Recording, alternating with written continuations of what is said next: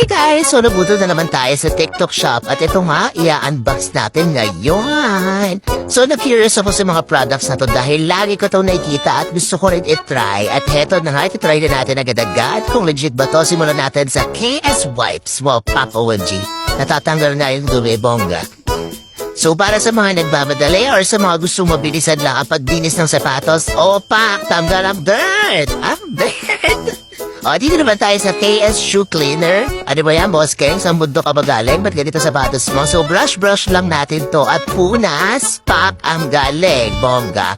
Grabe, nakakaloka naman to. Try pa natin to sa kabila. Brush natin ulit. At punas, pak, ang galing. So, ito naman yung KS Polish. Tignan natin kung legit, kung kikinang ang buhay natin. Eme.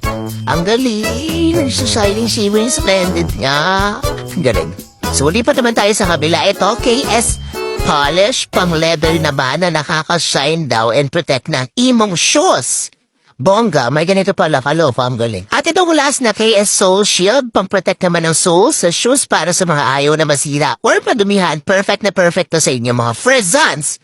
Literal na ididikit lang at blower at safe na ang inyong mga shoes accounts. Lahat to, guys, na nasa yellow basket. Alright.